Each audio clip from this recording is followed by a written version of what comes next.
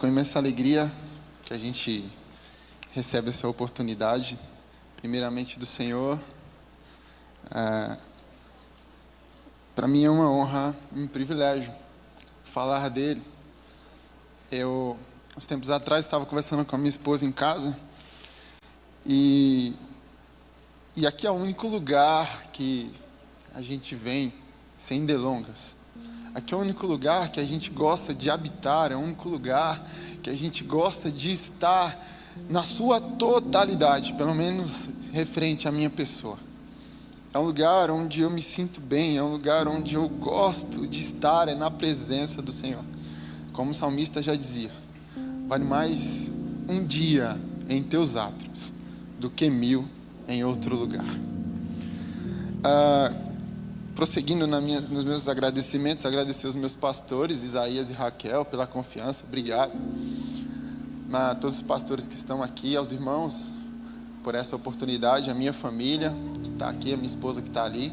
Agradecer ao Senhor demais pela vida da minha filha, a mais velha, que ontem fez 10 anos de idade, né?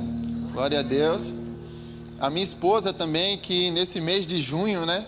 Profetizar, faz aniversário também, e amanhã quem faz é a pequenininha. Glória a Deus por isso. Vamos prosseguir então.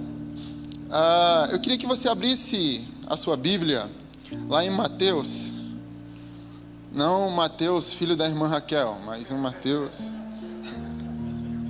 Vai que o pessoal confunde, né? Tem que deixar claro. Mateus capítulo 9.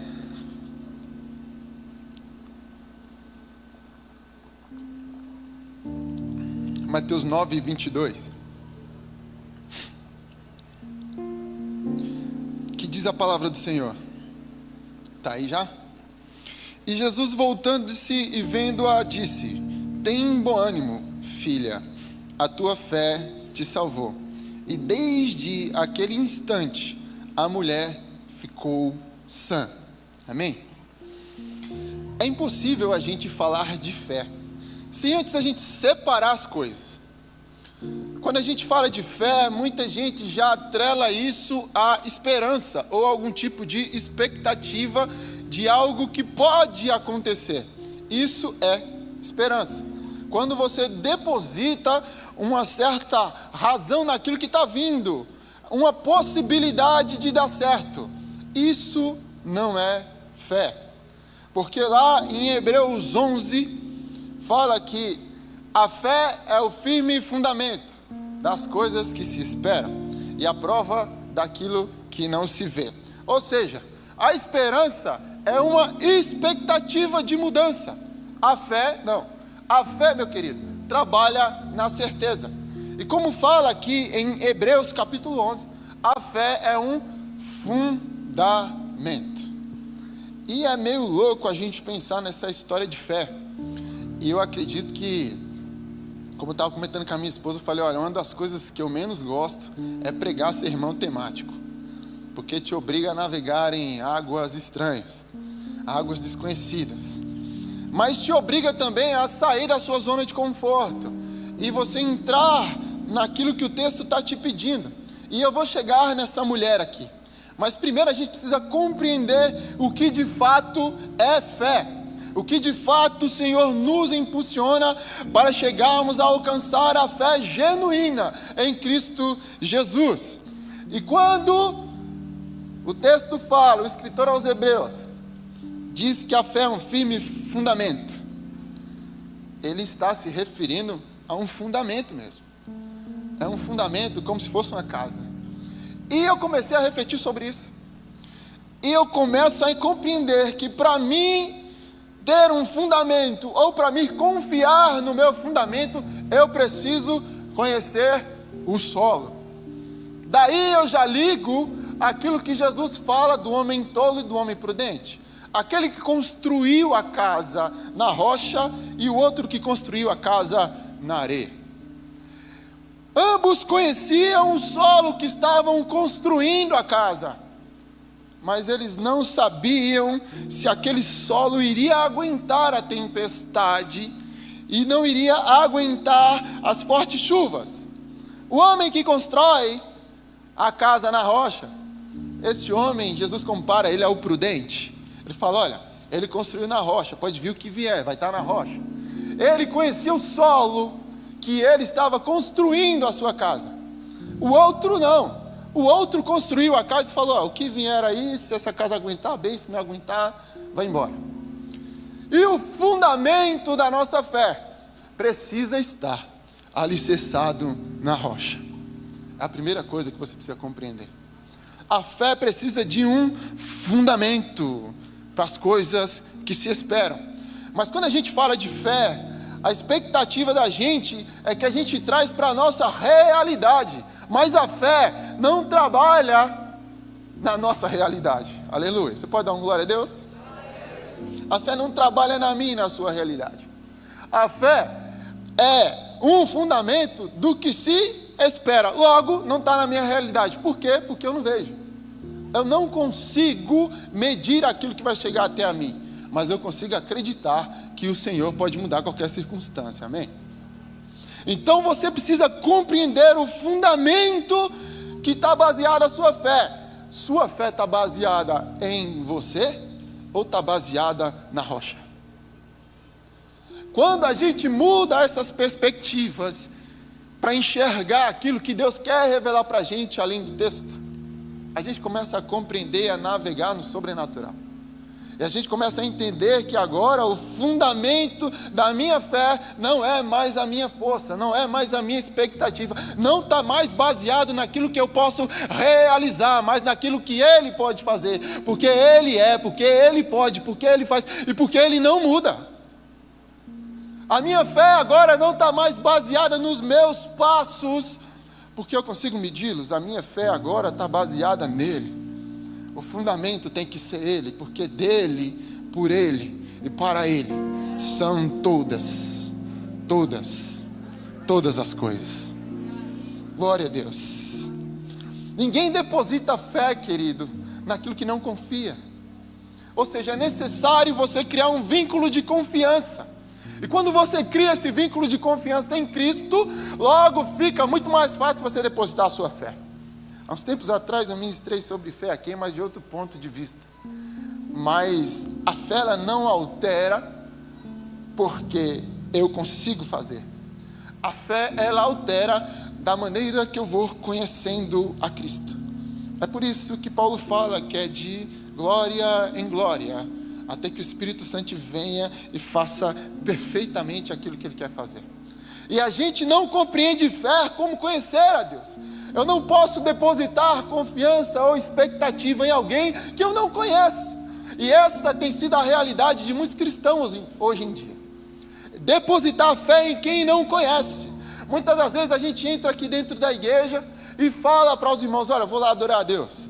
Eu vou lá buscar de Deus. Mas a gente não entende, a gente não compreende o tamanho de quem é Deus.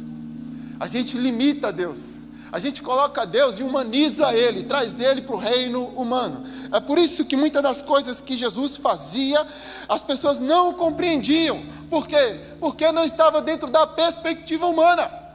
O perdão da prostituta, a cura do cego, a preocupação com a mulher do fluxo de sangue, não estava no contexto humano. O contexto humano era cumprir a lei e jogar fora.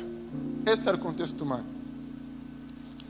E quando eu olho para a fé, e eu começo a entender que é fácil você compreender e entender esse fundamento. A fé vai entender, a fé vai falar para você que você precisa confiar cegamente. A fé não opera na dúvida. A fé não opera no mais ou menos. A fé indica certeza. Não existe outra possibilidade. Certa vez eu vi um grupo de pastores conversando sobre o que era fé. É porque a gente entra dentro da igreja e acha que fé, a gente sempre tem segunda opção. A fé não pede segunda opção. A fé é crer nele e acabou. É você entrar dentro de um quarto, trancar a porta, jogar a chave fora com o quarto pegando fogo, confiando que Jesus vai apagar o fogo. Isso é fé. Agora quando eu deixo uma brechinha, um quadradinho ali, gente, se pegar fogo a gente corre por ali. Saída de emergência. Isso é esperança. Esperança que eu posso mudar o meu futuro. Mas se você entrou aqui nessa tarde, esperando de você o seu futuro mudar, não espere de você. Mas se você entrou aqui confiando que Ele pode alterar o seu destino, que Ele pode controlar a sua vida, o momento é hoje. Você pode adorar Ele, você pode engrandecer, porque Ele está aqui. Se você confiar literalmente nele, Ele vai mudar a sua história. Pode ter certeza, porque eu olho para mim e eu vejo Cristo. Eu vejo uma vida mudada e transformada por Ele. Eu olho para a igreja e eu vejo pessoas transformadas por Ele. Não são pessoas perfeitas, mas transformadas por quem Ele é. Pelo poder dEle, pela palavra dEle. Quanto mais a gente conhece dEle, a gente muda a perspectiva. É por isso que Paulo, quando ele escreve a Timóteo, ele fala assim: porque eu sei em quem tenho crido, e é poderoso para fazer infinitamente mais. Aleluia!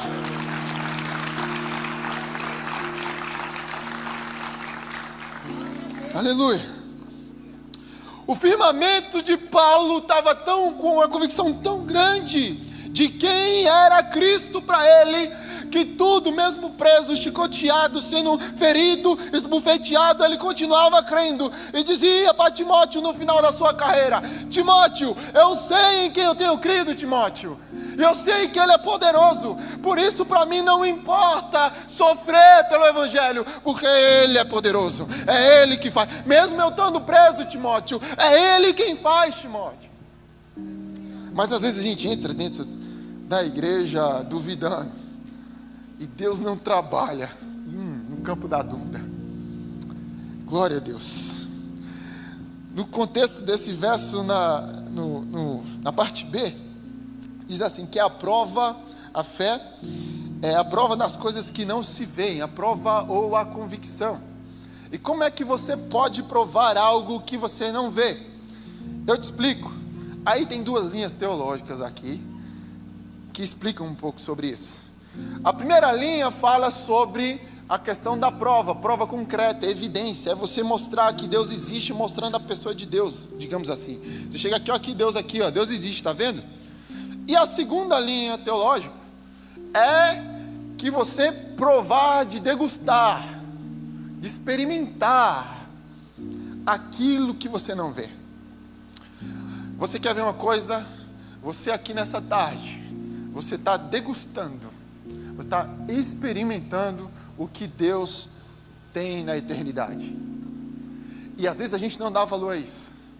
A gente degusta daquilo que Deus tem sobre nós, mas a gente às vezes não sabe o que é que Deus quer com aquilo, por isso a gente não dá o devido valor. E aqui eu quero falar com você sobre uma palavrinha chamada emuná, que é fé, que é uma fé progressiva e não uma fé baseada no abstrato, mas uma fé progressiva. E a fé que o judeu, ele usa, a palavra que o judeu ele usa para demonstrar o que é fé. E aí para ele, para o judeu, o emuná não é simplesmente uma fé que você chega e fala assim, olha, eu creio e acabou. Não. A fé emuná, ela é progressiva. Ela vai crescendo de acordo com como você vai conhecendo Deus. Você vai conhecendo Deus e a sua emuná vai aumentando. É por isso que o judeu, ele insiste tanto que o filho dele aprenda as leis de Deus desde pequeno, porque eles dão valor àquilo que o Provérbios fala, né? Instrui o menino no caminho que ele deve andar, e quando ele crescer, não vai se desviar dele. O que ele está fazendo? Ele está incentivando a emuná dele, ele está progredindo a fé daquele menino. Ele está fazendo com que aquele menino, através não só da vida ou do achismo dele, ele possa entender a palavra de Deus e ter experiências com Deus e com a sua palavra, e ele chegue na fase adulta e compreenda que só Deus pode mudar a história dele. O que nós temos feito com aquilo que Deus tem dado para nós? E é interessante como Paulo fala lá em Romanos, capítulo 17. Ele diz que a fé vem pelo ouvir. e ouvir a palavra de Deus. Quantas das vezes você pega na Bíblia no dia, ou na semana, ou no mês? Eu não vou ser nem tão... Não tem outra maneira de gerar fé dentro de você, a não ser através dessa palavra. A gente olha para o mundo e vê o caos no mundo, mas eles têm esperança que as coisas vão mudar. Eles têm esperança, expectativa de que as coisas vão mudar a qualquer momento. Aonde? Baseado em quê? É baseado na esperança deles. As pessoas acham que das pessoas podem vir algo bom. Não vem. O mundo já está sem Deus, já excluíram Deus do mundo. A palavra diz que o mundo já está no maligno, mas o mundo de dia após dia, de mês após mês, ano após ano, degrine mais, mergulham mais no seu pecado e no caos interno. Mas a nossa emuná, a nossa fé, que nós possamos ser igual Paulo nessa tarde, que nós possamos ter a convicção em quem nós temos crido, em quem nós temos confiado, em quem nós temos depositado literalmente a nossa fé, a nossa emuná, e que nós conheçamos e prossigamos a Deus, porque Ele é poderoso para fazer infinitamente mais. É como se Deus dissesse assim, ó: quer se aproximar de mim? Não se aproxima duvidando do meu caráter, não. Você quer se aproximar de mim? Se aproxima, mas não duvida do que eu posso fazer. Você quer se aproximar de mim? Então vem, filho, mas não duvida do meu controle. Não duvida do que eu posso fazer. Não duvida da minha essência. Não duvida que eu sou o que eu sou. Não duvida em nenhum instante, porque eu não mudo. Talvez as suas circunstâncias podem mudar, mas eu não mudo. Eu sou o mesmo ontem, hoje e eternamente. Eu continuo sendo o mesmo. Então confie. Deposite a sua fé nele. E de repente, eu te pergunto uma coisa agora. Assim como aquela mulher, ela depositou toda a expectativa naquele homem. Eu te pergunto, como está a sua fé hoje? Como que você tem entregado a sua vida a Deus? Confiado a sua família, a sua casa, o seu ser, quem você é? Como que você tem feito tudo isso? Porque aquela mulher já tinha esgotado as suas esperanças. Aquela mulher já não via mais fluir esperança de dentro dela, porque ela já havia gastado tudo que ela tinha em médicos, em remédios, enfim, em doenças, em médicos para curar as doenças dela, mas ela não conseguiu mais. E quando ela ouve quem era Jesus e o que Jesus fazia, aqui está a chave da coisa. Aqui está a chave, aqui está a ideia de tudo que você precisa fazer. Você conhece quem Ele é? Você sabe o que Ele faz? Deixa eu te falar de uma coisa, você está aqui, é aquele Deus lá que abriu o mar vermelho. É aquele Deus lá que mandou as 10 pragas para o Egito. É aquele Deus lá que abriu o Rio Jordão. É aquele Deus lá que mandou cordonizes para alimentar o povo. É aquele Deus lá que era coluna de fogo de noite e nuvem de dia para acalentar o povo. É aquele Deus lá que enviava maná do céu para alimentar o povo. É aquele Deus lá que sustentou Israel durante 40 anos no deserto. É aquele Deus lá que curou cegos. É aquele Deus lá que sustentou a vida daquela mulher durante aquele tempo inteiro, para que chegasse naquele momento e Ele curasse ela. Deixa eu te dizer, é aquele Deus lá que está aqui hoje. É a palavra dele que está aqui hoje. Muitas pessoas dizem por aí que ele está morto. É porque eles não provaram ainda. É porque eles não conhecem ainda. Mas no dia que ele provar desse Deus tão forte, tão tremendo, capaz de liberar uma palavra só e mudar toda a história, todo o contexto, eles vão compreender que a fé deles vai ter uma base, e essa base vai ser sólida. Então pare, pelo amor de Deus, de depositar a expectativa onde você não deve depositar. Deposite a sua fé nele, conheça ele, e a sua fé vai aumentar nele. Pare. E parece que a gente só deposita a nossa fé, a nossa expectativa quando tudo vai mal. Quando acaba tudo. Acabou tudo, eu vou para Deus. É assim ou não é? A gente acaba com tudo, todas as nossas expectativas. E a gente corre para Deus como perdão da palavra, um cachorro sem dono. Não achei meu dono, então eu corro para Deus. Em Coríntios 3, do 14 ao 18, diz assim: mas os seus sentidos foram endurecidos, porque até hoje o mesmo véu está por levantar na lição do Velho Testamento, o qual foi por Cristo abolido.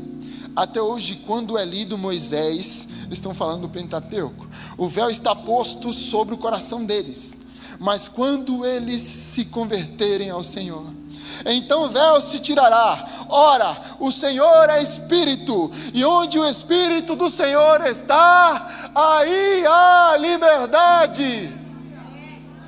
Mas todos nós, com rostos cobertos, refletindo com o espelho a glória do Senhor, somos transformados de glória em glória. De glória em glória. Quanto mais eu conheço, mais eu sou transformado. Quanto mais eu conheço, mais eu deposito a minha emuná. Quanto mais eu conheço, mais eu firmo os meus pés na rocha. Quanto mais eu conheço, mais eu sei que a minha única expectativa e confiança está em uma pessoa só, naquele que pode mudar o rumo da minha história, o rumo da minha casa, o rumo da minha família. Quanto mais o conheço, eu sei, porque ele mudou outras tantas histórias, mas eu não vi. Olha para o teu lado. Você nunca viu? Você nunca viu? Olha para o teu lado. Você nunca viu Deus mudar uma história? Você nunca viu Deus mudar uma história? Olha para o teu lado.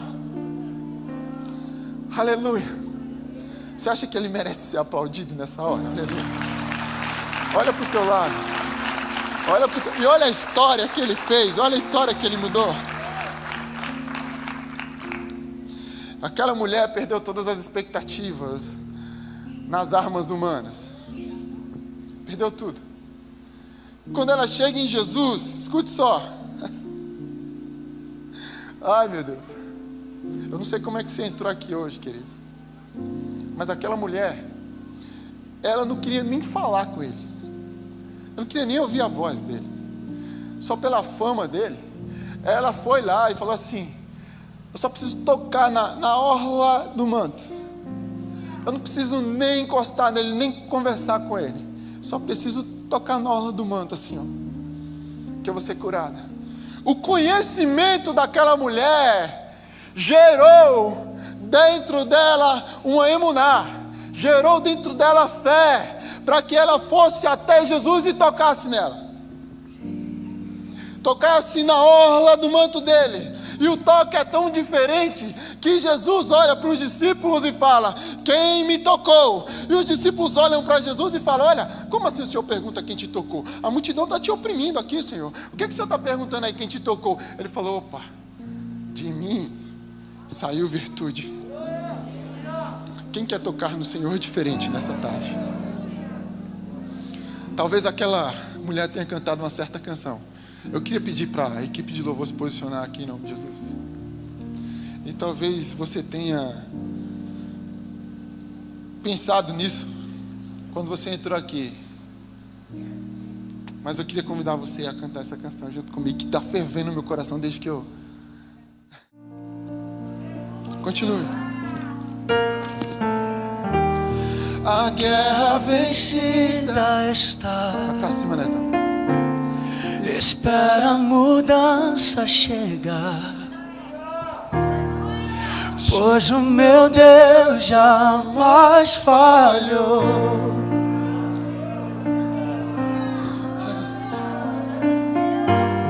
A tua promessa sempre estará de pé. Tu és fiel. Ele é fiel.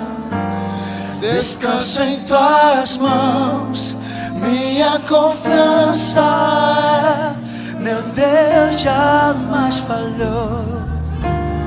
A tua promessa sempre estará de pé. Tu és fiel. Descanso em tuas mãos, minha confiança é, meu Deus jamais falhou.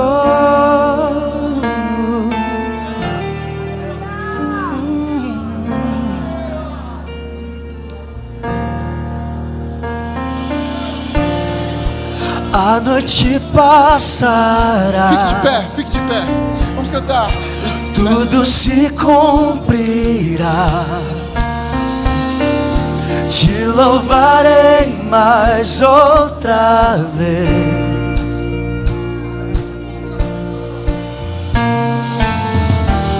Jesus, teu amor por mim é suficiente.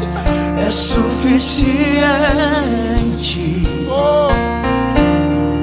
Te louvarei mais outra vez.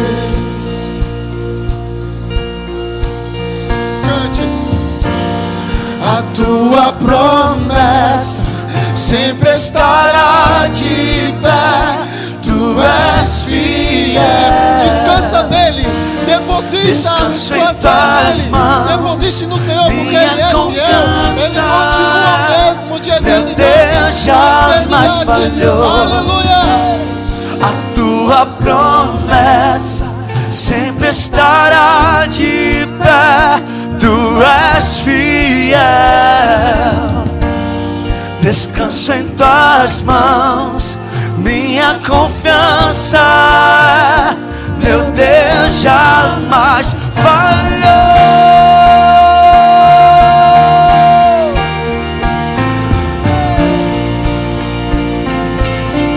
Eu já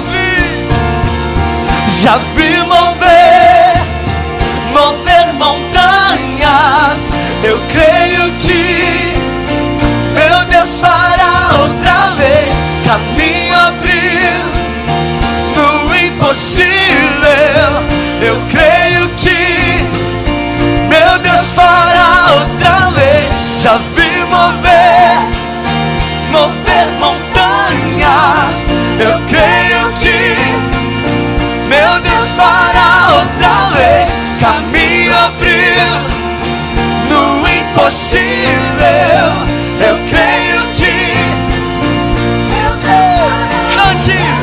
Já vi mover montanhas. Eu creio que Ele fará. Meu Deus fará outra vez. Caminho abriu no impossível. Eu creio que meu Deus fará outra vez. Aleluia. Aleluia.